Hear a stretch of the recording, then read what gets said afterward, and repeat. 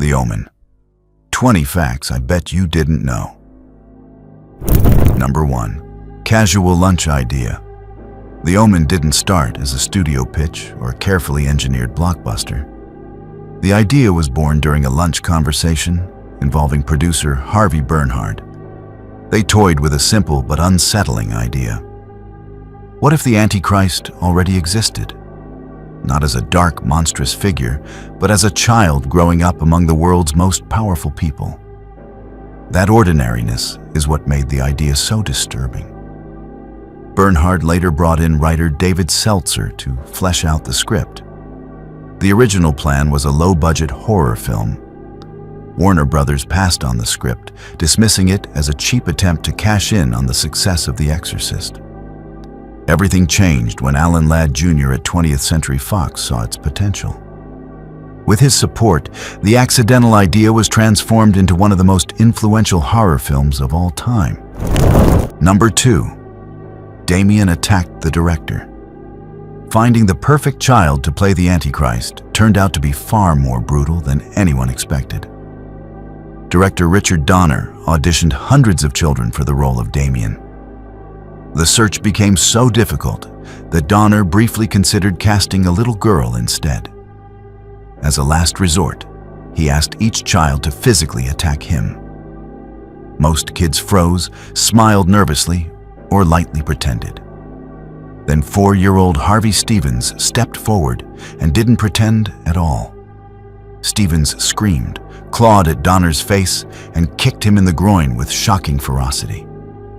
Donner immediately knew he found his Damien. Stevens was cast on the spot. His blonde hair was dyed jet black, and he was given dark contact lenses to drain the warmth from his bright blue eyes.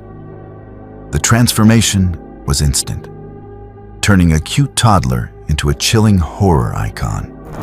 Number 3. Stunt gone wrong. One of the most unforgettable scenes involves the priest being impaled with a wrought iron spike. But what most viewers don't know is how close that scene came to ending in real tragedy. The stuntman rehearsed this repeatedly, and there was supposed to be a safety harness in place. On the day of filming, the harness failed, and the spike fell much farther than intended, narrowly avoiding fatal injuries. The rig had been checked twice, and no one could explain the malfunction. Things grew even stranger when the footage was reviewed.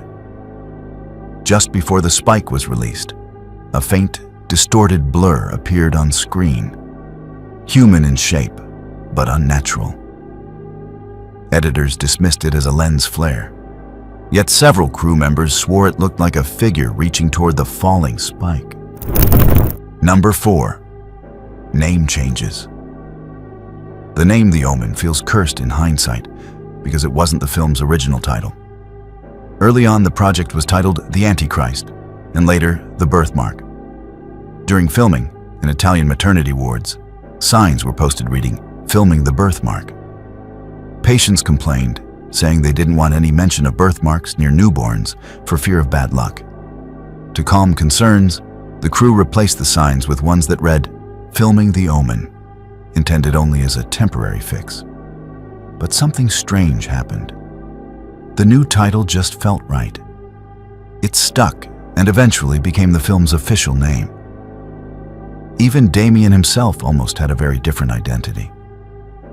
Screenwriter David Seltzer originally planned to name the Antichrist Damien, inspired by what he described as a friend's total obnoxious brat of a child.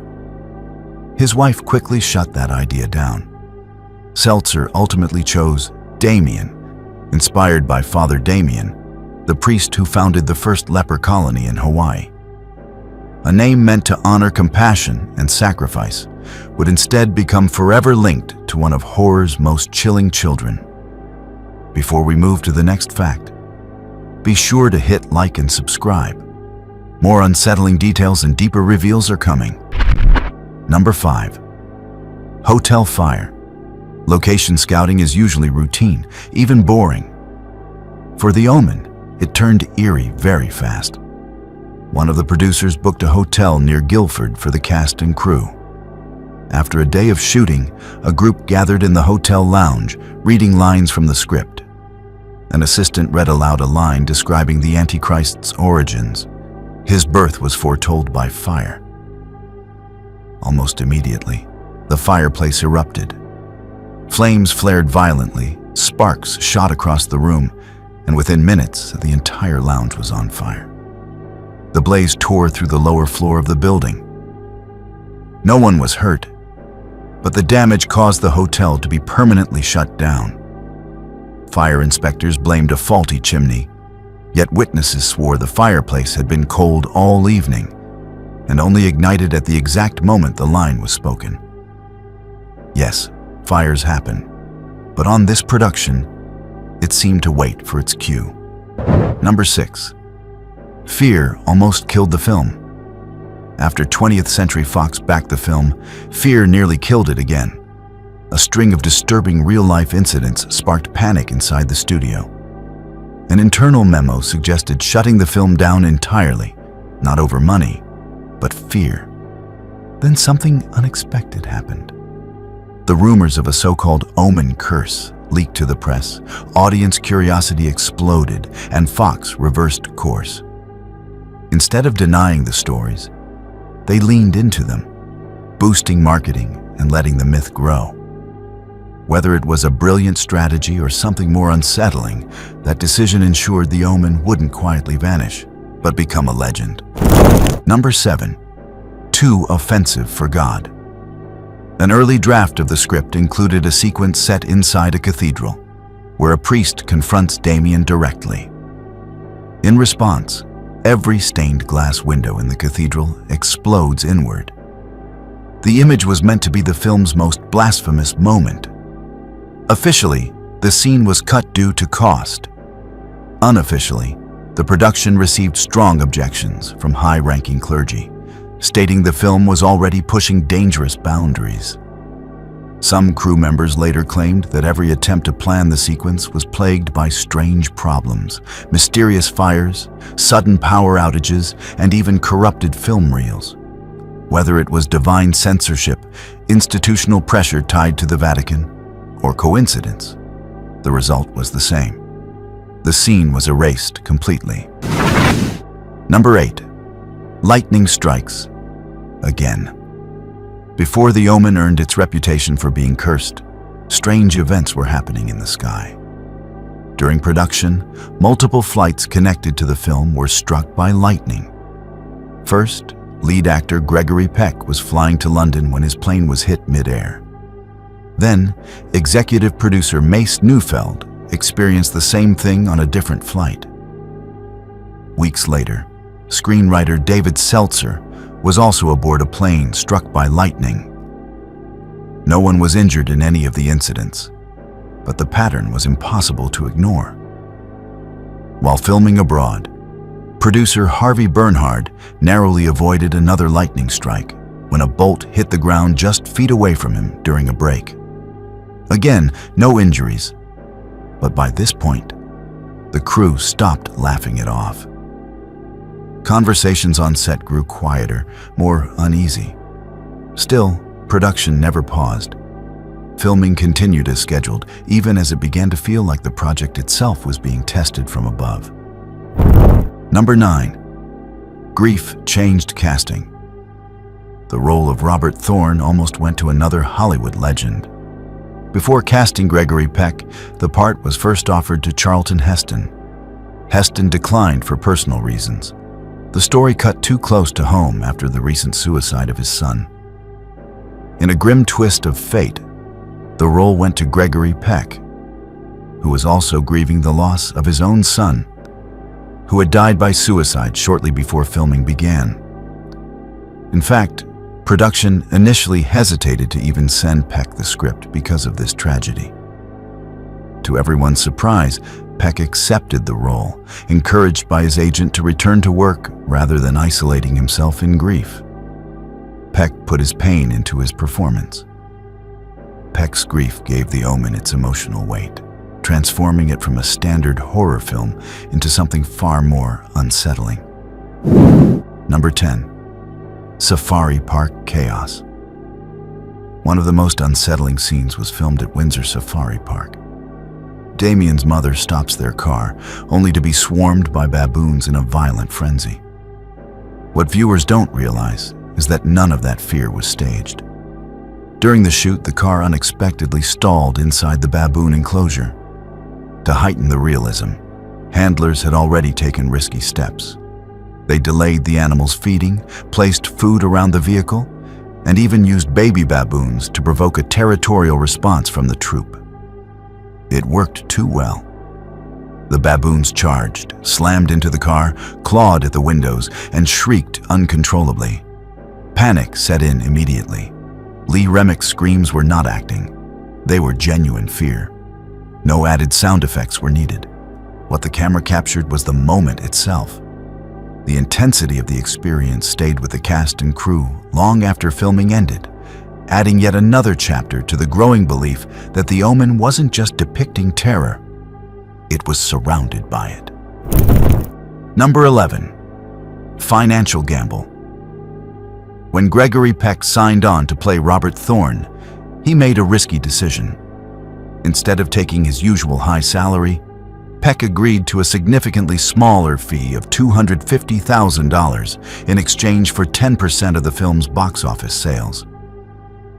This was a serious gamble.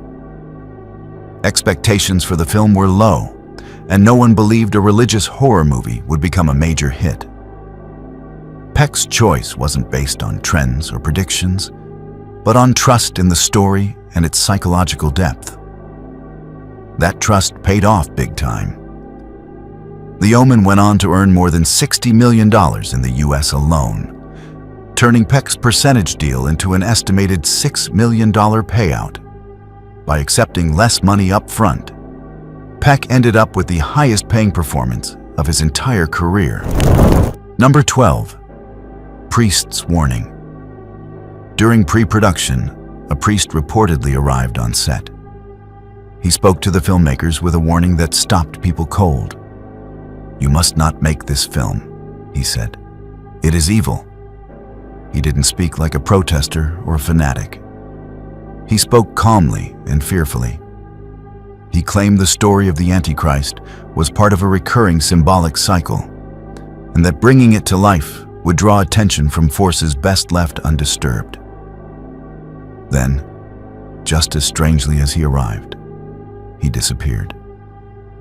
When crew members later tried to verify his identity, no one could. There was no confirmation from church officials and no parish that claimed him. The encounter was dismissed as a bizarre coincidence. But as lightning strikes, animal attacks, and fatal accidents began to pile up, some on the crew remembered his words with unease. Number 13. London bombings. While The Omen was being filmed, London was living under constant tension. The mid-1970s were marked by frequent and unpredictable bombings linked to the Irish Republican Army, and the film crew worked inside that atmosphere. One night, an explosion tore through the hotel where director Richard Donner was staying. He survived only because filming had kept him away from the building. On another occasion, executive producer Mace Neufeld and several crew members planned to meet for dinner after work. They arrived late. Minutes earlier, a bomb detonated inside the restaurant, severely damaging the interior. The attacks had nothing to do with the film, yet their proximity changed the mood on set completely. Between the lightning strikes and real-world violence, it began to feel like danger was coming from every direction, and that The Omen was being made in a world just as unstable as the story it was telling. Number 14. Musical force. The music in the film didn't quietly support the horror, it commanded it.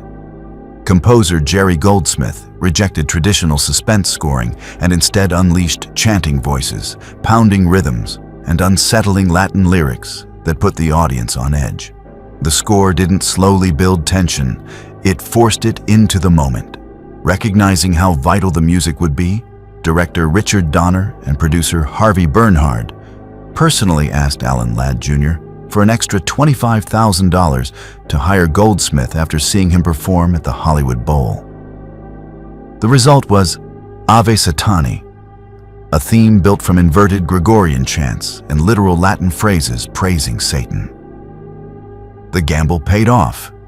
Goldsmith won the Academy Award for Best Original Score, and Ave Satani was even nominated for Best Original Song. Number 15. Full Moon. One of the strangest coincidences surrounding The Omen had nothing to do with accidents. Filming began under a full moon. No symbolism was planned, no superstition intended. But when the very first slate clapped on day one in London, the sky was lit by a deep, blood-orange full moon. Then a pattern emerged. Every major death scene in the film, and several real-life tragedies tied to the production, also occurred under a full moon. The baboon attack, the lightning strikes, the impalement stunt. Even the night John Richardson's girlfriend was killed in a car accident. Skeptics argue that lunar cycles make coincidences inevitable. But the production schedule had changed multiple times, yet it still aligned with the full moon again and again. Number 16. Grave Prediction. While scouting locations outside Rome, a member of the production team wandered through a small cemetery and found something deeply unsettling. One gravestone bore an inscription that read, "Damien, born under eclipse, died unnamed." What made it disturbing wasn't just the wording, but the date. The headstone predated The Omen by more than 200 years. The discovery stopped the team cold. Days after filming, the grave was gone, removed without explanation. No records of its origin could be found, and no one could confirm who it belonged to or why it disappeared. Was it coincidence, forgotten history, or something far stranger? Number 17. Nearly cut scene. One moment caused immediate panic during early studio screenings, the sudden, brutal decapitation of photographer Keith Jennings. The scene arrives without warning. No build-up, no dramatic music cue. Just a sheet of glass spinning through the air and ending a life in an instant. Executives at 20th Century Fox worried the moment was too harsh, too shocking, and might overwhelm audiences. Some pushed for the scene to be removed entirely. Director Richard Donner and editor Stuart Baird refused. They argued that the shock was the point. After tense discussions, the studio backed down, and the scene stayed. That decision changed how audiences experienced the film. The decapitation became one of horror cinema's most unforgettable moments, proving that sometimes terror works best when it arrives unannounced and leaves no time to look away. Number 18. Life Imitates Art. One of the most disturbing events happened after the movie was already in theaters. While working in the Netherlands, special effects artist John Richardson was involved in a devastating car crash. He survived. His assistant, Liz Moore, did not. She was killed instantly by decapitation. The parallel was impossible to ignore. Richardson had meticulously engineered a decapitation on screen using wires, timing, and practical effects. No CGI, no tricks. Now, that same manner of death had occurred in real life, to someone sitting beside him. The timing, the specificity, and the irony left a heavy mark on everyone who learned about it, and it became one of the most talked about incidents associated with the so-called Omen curse. Number 19. Photographic Foreshadowing. One of the most influential ideas came from David Wagner, who played Keith Jennings, a photographer. Jennings discovers that his photographs aren't just images. They're warnings. Strange shadows, faint lines, and distorted blurs appear in his photos, pointing toward events that haven't happened yet. A thin streak across a priest's neck foreshadows impalement. An ominous shadow frames the nanny before her death. None of this is explained out loud. The film trusts the audience to notice it on their own. That choice fundamentally changed how people watched the movie. Viewers stopped passively following the plot and began scanning the background, searching each frame for clues. Every photograph became a quiet omen. This visual language proved so effective that it echoed through horror cinema for decades, most notably influencing the idea of fate leaving clues in films like Final Destination. In The Omen, the terror isn't just what happens, it's what you realize too late was already there. Number 20. Ending changes. The original ending was designed to rely entirely on what the audience could see, not what they were told. Just a final, unsettling image and silence.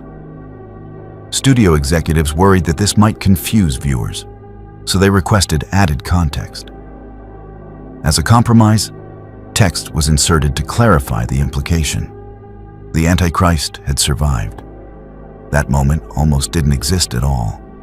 Early drafts reportedly killed Damien outright until Alan Ladd Jr. intervened, arguing that evil couldn't be destroyed so easily. The now iconic final shot, Damien turning toward the camera and smiling, was captured under tense conditions, with technical issues and no clear cue. Harvey Stevens suddenly smiled on his own. Whether directed or instinctive, the smile lingers, proving the most disturbing endings are the ones that refuse to explain themselves. Before we go, make sure to hit like and subscribe so the algorithm doesn't bury this. Drop a comment and tell us which horror movie you'd like to see us break down next. We'll catch you in the next one.